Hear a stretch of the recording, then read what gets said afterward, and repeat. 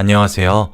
저는 40살이고 슬아의 6살 된 아들을 하나 키우고 있는 여자입니다. 제가 여기에 사연을 신청한 이유는 제가 어리석은 실수를 할 뻔했기 때문입니다. 그래서 제 사연을 들으시고 다른 분들은 저와 같은 실수를 하지 않길 바라는 마음에 이렇게 글을 써봅니다. 지금 생각하면 제가 정말 미쳤던 것이 분명하다는 생각이 들 정도입니다. 과거로 돌아간다면 스스로를 후려쳐서라도 정신을 차리게 하고 싶을 만큼 말이에요. 저는 동갑인 남편과 10년차 부부입니다. 저와 남편은 30살에 결혼을 하게 되었고 4년의 신혼을 가지고 지금 아들을 얻었어요. 처음엔 제가 하는 일에 대한 애착과 프라이드가 큰 편이라 아이를 바라지 않았죠. 남편은 임신과 출산 두 가지 모두 여자의 몸에 부담이 큰 일이니 제 바람대로 따르겠다고 했고요. 다만 마음이 바뀌어 아이를 가지게 된다면 육아는 자신이 반 이상 하겠다고 했죠. 그런 남편의 마인드에 결혼을 결심하게 되었고 실제로 결혼한 뒤에도 시댁으로부터의 임신 압박 이런 것들도 남편이 다 막아주었습니다. 그런데 신혼을 꿀떨어지게 지내다가도 주위에서 하나둘 출산 소식이 들리고 친구들의 SNS도 점점 본인의 사생활 사진보다는 아이에게 초점이 맞춰진 사진들이 올라오고 그렇게 아이와 함께 단란하게 살기 시작하는 모습들이 차차 보이기 시작했어요.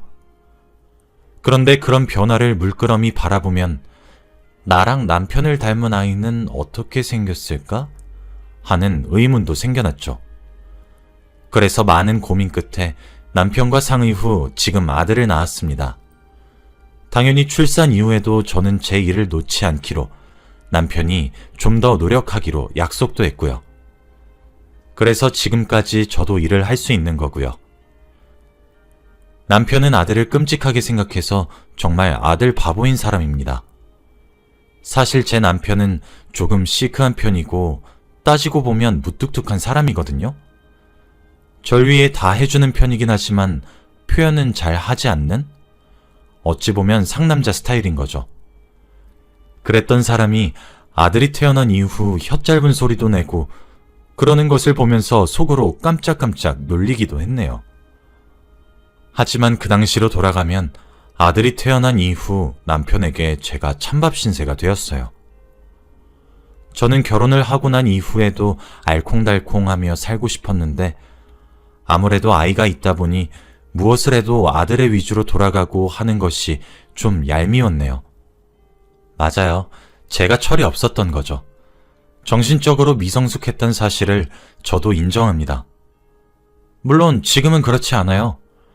그러니 이렇게 제 죄를 뉘우치고 반성해서 글을 쓰게 된 것이기도 하고요. 처음 아들의 신생아 시절에는 눈코 뜰 새 없이 바쁘게 지내다가 아들이 기고 걷고 뛰고 그러면서 점점 여유가 생겨났어요. 그 사이에 저는 성공적으로 복직을 하게 되었고 아무래도 저와 남편의 직장을 따지면 남편이 저보다 여유로웠기에 아들의 육아도 남편이 대부분 보게 되었죠. 아들이 미운 4살이 되던 해였습니다. 그 시기쯤 제가 회사에서 꽤나 중체계 프로젝트를 전담하게 되었어요. 중간에 임신과 출산, 그리고 육아로 인해 일의 공백기가 있기도 했고 그 이후엔 적응하느라 꽤 바쁘기도 했어서 제게도 욕심이 많이 나는 프로젝트였어요. 프로젝트를 성공하면 회사에 가져다주는 이익이 정말 컸기에 그 프로젝트의 성공 유무는 제 승진과도 직결됐죠. 아이를 사랑하지 않는 것도 아니고 생각하지 않는 것도 아니지만 아이로 인해 공백기를 희생해야만 했던 것을 메꾸고 싶은 열망과 열의로 가득 차 있었습니다. 다행히 회사 측에서도 제게 그 프로젝트의 책임자로 일을 맡겨주셨고 한번 성공시켜보라고 덕담해 주셨죠. 남편에게도 이 사실을 전하니 뛸 듯이 기뻐하며 축하한다고 말을 해줬고요. 그리고 무심하게 보이지만 저를 생각하는 남편의 따뜻한 마음씨에 참 사랑받고 있구나 라고 느꼈습니다. 그렇게 본격적으로 프로젝트에 돌입하게 되었어요. 그 프로젝트는 거래처 한 곳과 협업이 반드시 필요한 프로젝트였고 거래처 측 대표인 한 남성분과 저희 회사 측 대표인 제가 정말 많이 의견 조율을 해야 했어요. 처음에는 별 생각도 없었어요. 정말 아무 생각도 들지 않았고 오직 제게 승진, 성공 이런 것들만 눈에 들어왔어요. 회의를 진행하다 큰 소리도 몇 번 오가기도 했고 치열하게 일을 했었거든요. 그런데 미운 정도 정인 것인지 잘 모르겠지만 어느 순간부터 그 남성분이 좋아졌습니다. 편의상 그 남성분의 이름을 민철 씨라고 할게요. 민철 씨는 제 남편과는 달리 저를 아끼듯 대해주셨어요. 그렇다고 제 남편이 저를 아끼지 않는다는 것은 아니지만 민철 씨는 엄청나게 자상하고 다정한 사람이었어요. 저나 민철 씨나 이 프로젝트의 진심이었기에 팀원들을 데리고 야근 또는 잔업을 하는 것은 당연했어요. 그리고 이 프로젝트가 협업이긴 하지만 이끄는 쪽은 저희 쪽이었고 거래처 쪽은 도움을 주는 쪽이어서 저희 회사의 거래처분들이 프로젝트 때문에 기간제로 출근을 하셨거든요. 그래서 저희 팀 옆에 비어있는 쪽을 차지하셨고요. 하루는 야근을 한 날이었습니다. 그때 다른 사람들은 다 퇴근을 한 이후였어요. 저는 회사에 남아 있었고요. 프로젝트 때문에 제가 남아있던 것은 맞지만 책임자인 저 혼자만의 일이었기 때문에 다른 사람들은 다 퇴근을 한 것이었죠. 한창 사무실에 혼자 남아서 열심히 일에 몰두하고 있는데 누가 책상을 똑똑 두드리더군요. 민철 씨였습니다. 민철 씨는 초밥을 포장한 것을 들어서 제게 보여주며 살짝 흔들어 보였어요. 선주 씨, 저녁 아직이죠? 먹고 하세요. 그제서야 시계를 보니 10시가 다가오고 있었고 허기짐이 느껴지더라고요. 민철 씨, 퇴근 아직 안 하셨어요? 라며 저와 민철 씨는 초밥을 나눠 먹기 시작했습니다.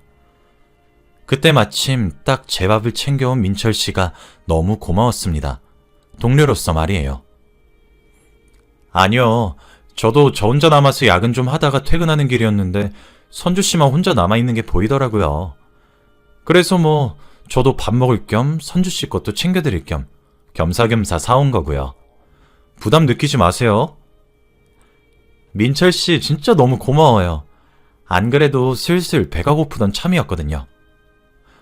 이 집 초밥 진짜 맛있는데 제가 회사 근처에서 제일 좋아하는 초밥집이에요. 잘 먹겠습니다. 그러면서 저와 민철 씨는 처음으로 편안하게 웃으면서 대화를 나눴어요. 그때 민철 씨는 저보다 2살 어린 사람이고 미혼이며 저는 아이가 있는 유부녀란 사실도 말을 했고 결혼을 곧 해야 한다는 민철 씨의 말에 저도 결혼해서 행복하고 남편을 만나 행복하다고 자랑도 했죠. 아마 그 순간이 저와 민철 씨가 사적으로 그렇게 대화를 나눈 적은 아마 그때가 처음이었을 겁니다. 그때 뭔가 낯설지 않은 두근거림이 느껴졌고 전 애써 그것을 무시했죠. 하지만 그날 이후부터 종종 제게 다정하게 다가오는 민철 씨가 점점 눈에 들어왔고 처음엔 제가 도끼병일 거다, 착각일 것이다, 자기암실했지만 민철 씨의 마음에도 제가 들어가 있던 사실을 알게 되었죠.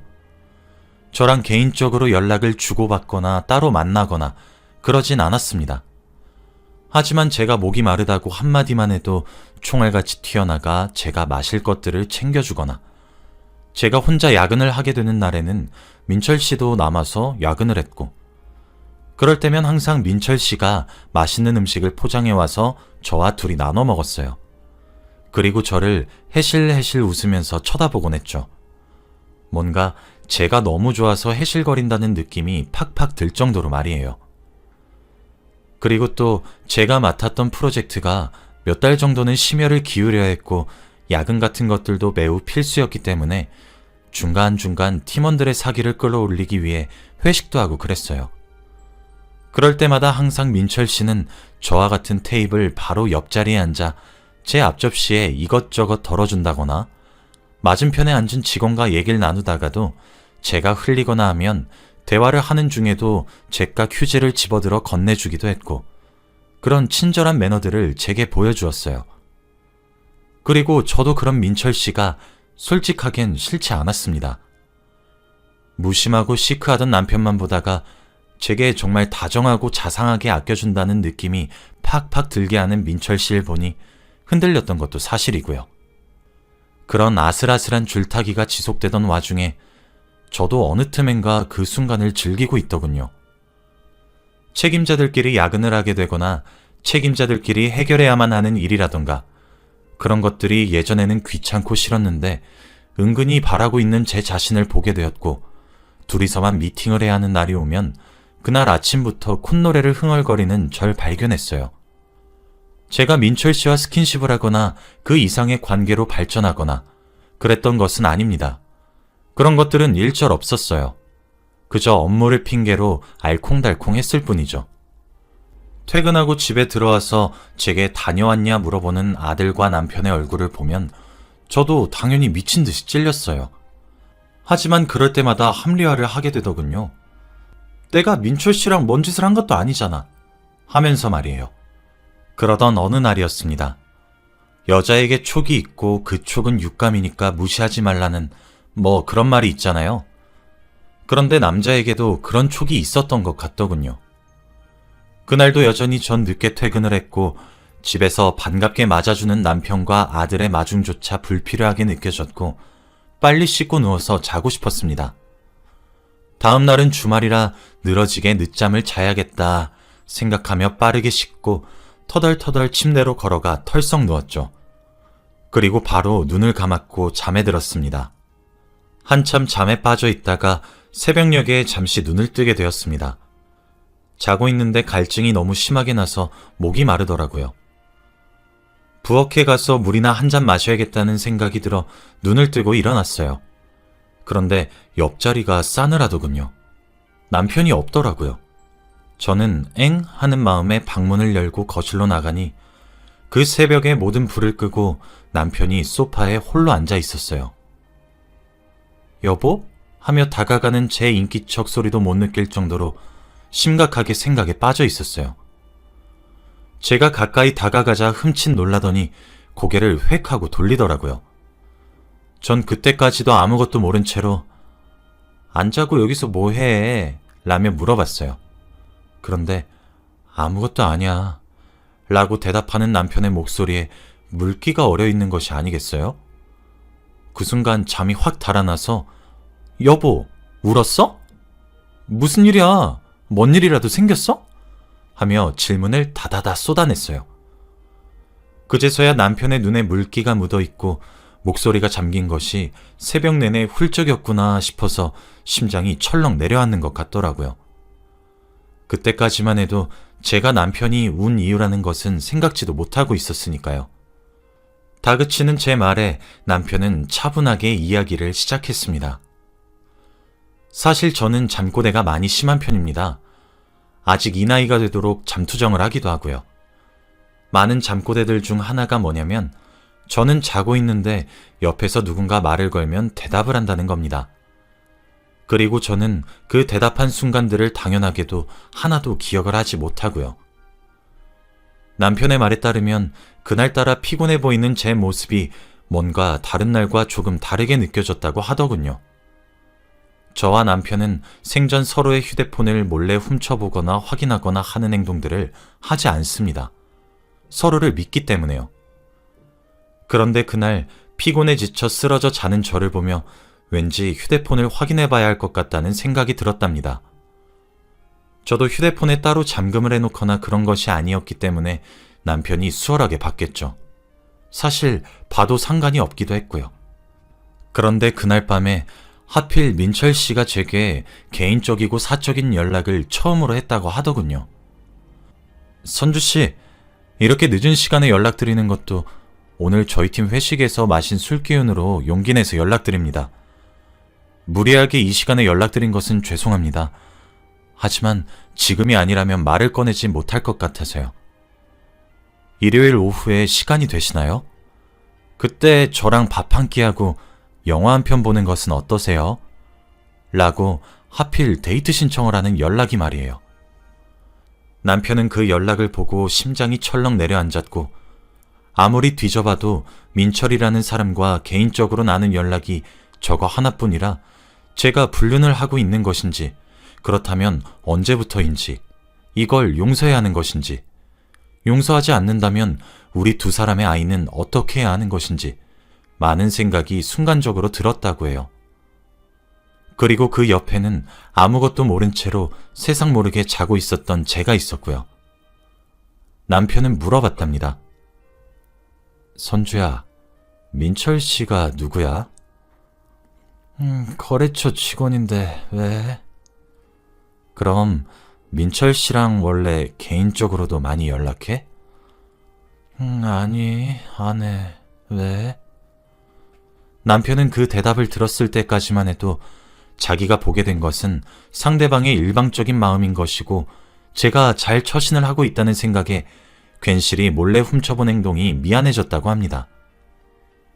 하긴, 선주야 미안해. 민철 씨가 너한테 개인적으로 연락한 거 몰래 봐서. 라고 한 남편의 혼잣말에 아니야, 흔들리고 있는 내가 더 미안하지. 라고 제가 대답했다고 하더라고요. 남편은 제 대답이 당연히 믿기지 않았고 수차례 계속 물어봤다고 합니다. 그렇게 저는 좔좔좔 대답을 하게 된 것이고 남편이 새벽 내내 거실에서 홀로 훌쩍이며 생각에 잠겨야 했던 것이죠. 당연히 저는 미안하다고 사죄했습니다. 여보, 미안해. 그렇다고 해도 나는 당신이랑 내 아들 뿐이야. 가정을 버리려고 하는 마음? 애초에 먹지도 않았고 그래서 지금까지 선을 지켰던 거고. 그래, 당신이 들은 것처럼 흔들리지 않았다고 말하지 않을게. 그건 거짓말이니까. 하지만 그뿐이야. 당신이 본 연락도 처음으로 받은 개인적인 연락이었고 사적으로 만나지 않았어. 당연히 정리할 생각이었고 이런 감정을 느끼는 나 자신도 스스로 갈무리하려고 했어. 진심이야. 난 당신밖에 없는걸. 정말이니까 믿어줘. 남편은 생각할 시간이 필요하다고 했고 주말 동안 제게 집을 비워달라고 요구했습니다. 저는 그 말에 남편에게 더 애걸을 해볼까 싶기도 했지만 남편의 상처받은 표정을 보니 가슴이 철렁 내려앉았고 남편이 원하는 대로 집을 비우기 위해 지갑과 휴대폰만 챙기고 옷만 갈아입고 집을 나왔습니다.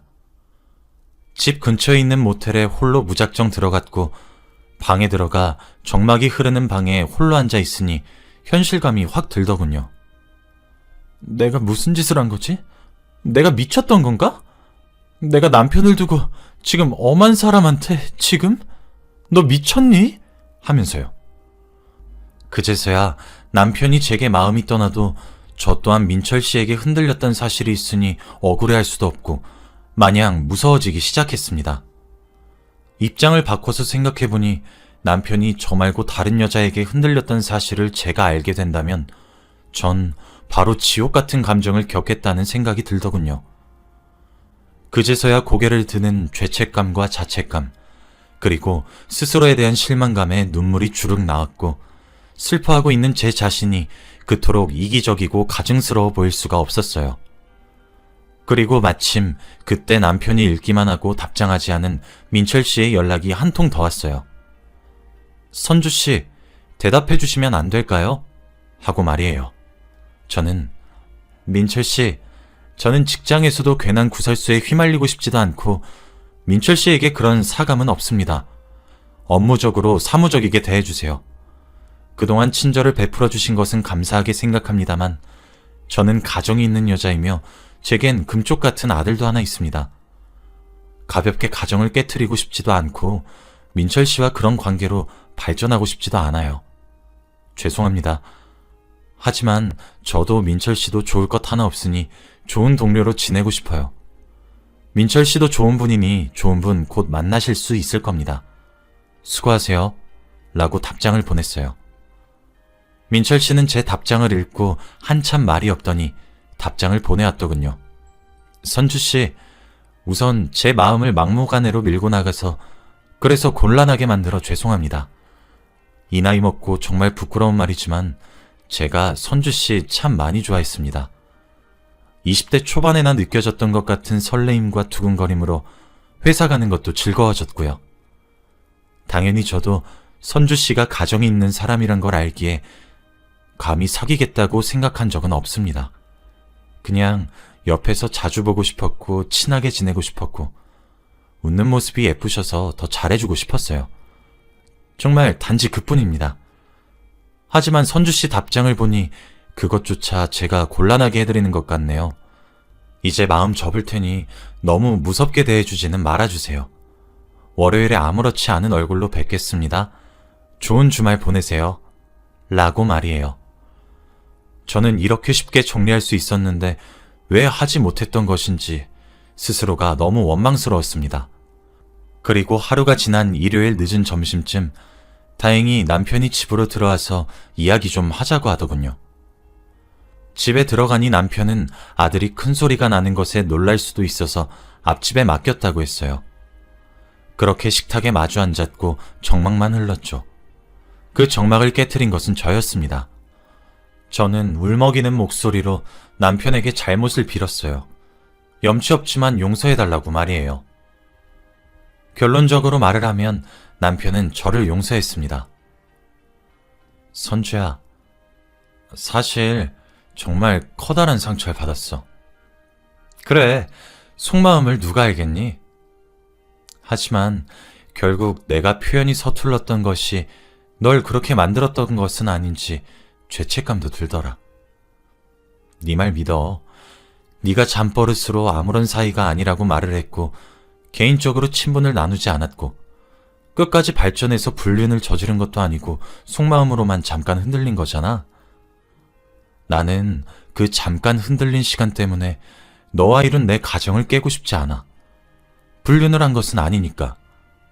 그러니까 빠르게 마음 정리하고 돌아와. 기다릴게. 하지만 속마음에서 끝내야 될 거야.